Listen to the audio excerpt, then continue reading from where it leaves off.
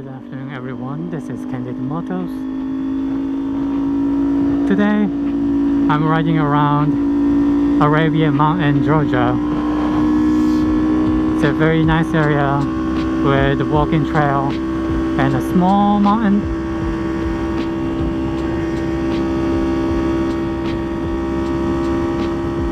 And topic of the day is for my 2023 Ninja 400, my mods so far on this motorcycle and future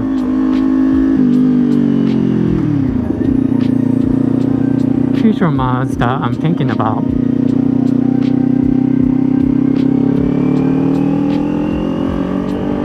Let's talk about it.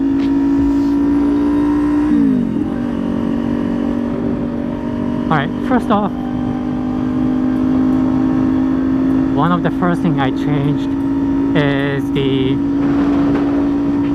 from stock exhaust, that big exhaust with not so good sound, to I changed it to Leo Venture LV10 exhaust slip-on, which, you know, it sounds better, a lot better compared to the stock. And of course it's not a top tier still, but it's a lot better. And for Ninja 400 with twin, I'm actually okay with that. I'm pretty happy with that purchase. I think other popular options are Leo Venture Corsa, if I get that right. Those are also good. I think the LV10 is very, very popular amongst the Ninja 400 owners.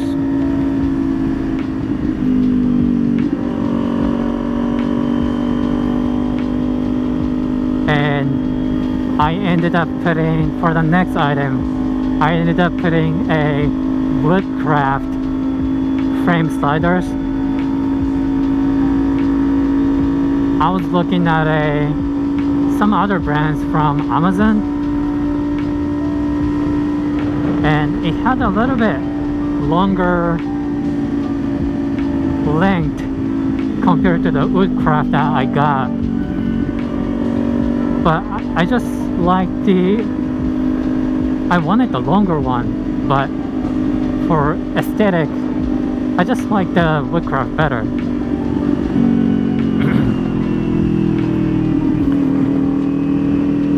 And it should do the same job, so that's okay.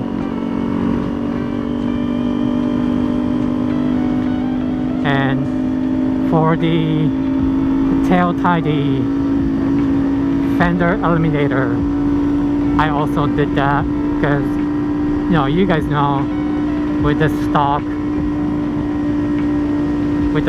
Fender, it's just ugly. Let's face it, right? It does not look good. It's very long and it does not look good. And I agree. So I ended up getting a Fender eliminator from Moto. I was thinking about getting a TST Industry integrated LED something that looked a lot better, but the one from Moto was only like $30. So at the time I was more attracted to the $30 Fender eliminator pricing. So I went with that. But I am thinking and considering going with upgraded to integrated late TST industry Fender eliminator kit, low mount. Maybe I'm still debating if I wanna do a normal high mount versus the low mount kit that they have. You know, with a low mount, you would increase the chances of getting pulled over.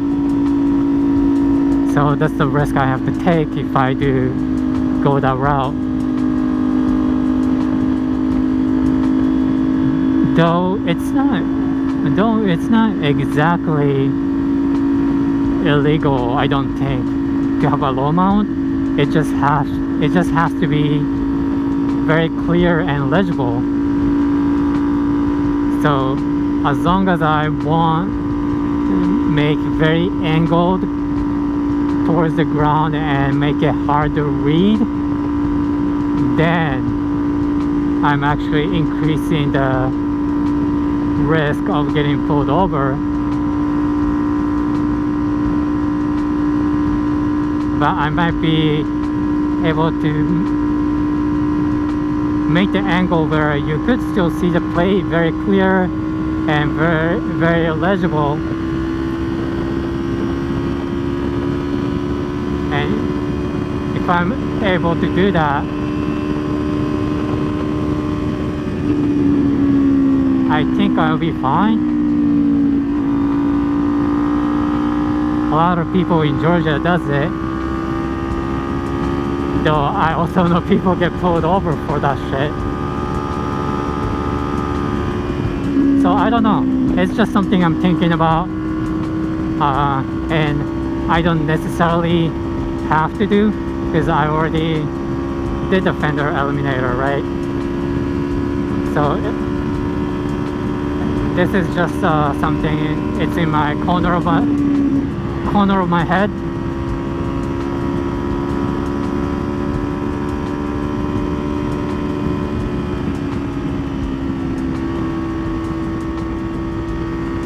And quad lock, it's not a mod, but quad lock, I like it a lot. I can charge my phone on here.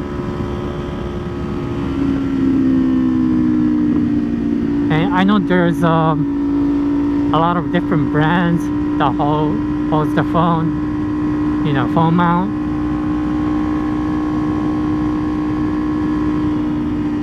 But I like this one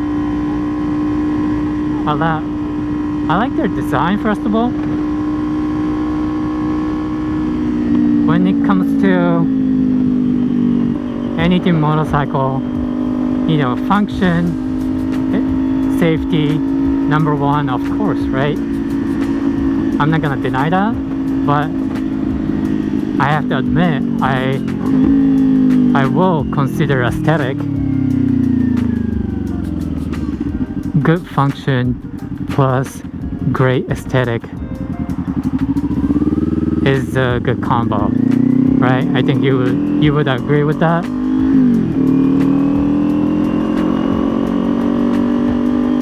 So one of the big reasons I got quad lock is I do like their design.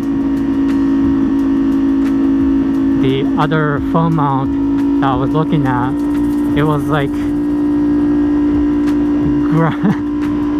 grab the phone from outside and cover the phone like this, like that. Can you see it?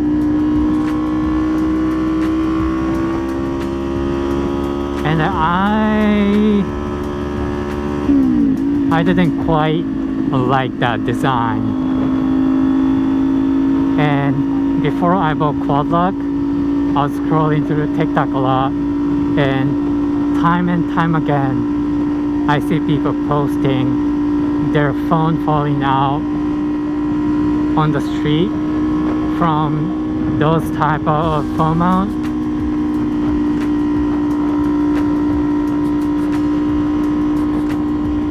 And after owning the quad lock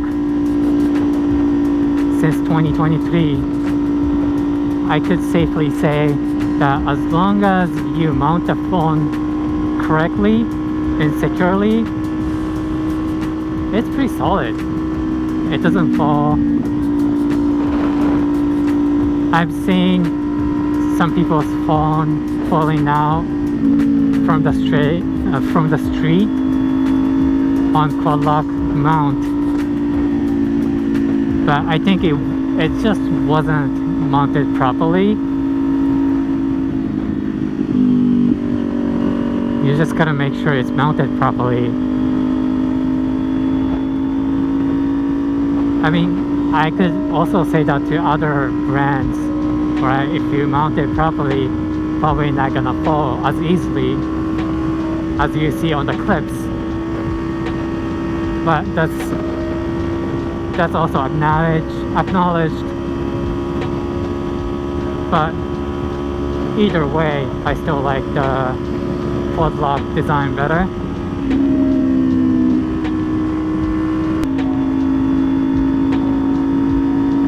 But anyway, future mods. So next thing I definitely should do, and which I should have done a long time ago, is a radiator guard.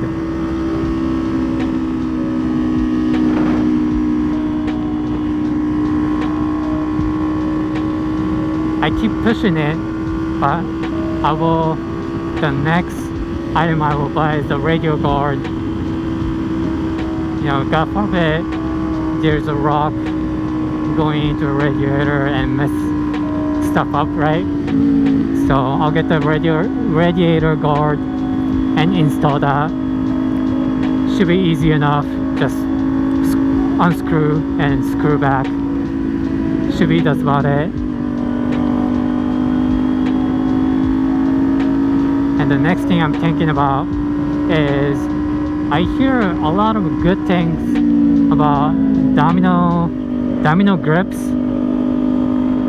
I think it's only like $25-$30. So I'm thinking about upgrading the grips to very, very reputable domino brand.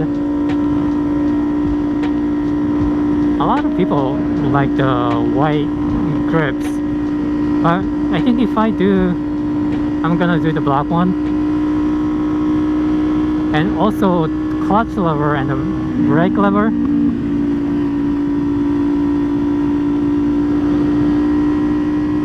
I saw a lot of people commenting what's that brand? ASV levers. Apparently those are great. I need to do more research on it.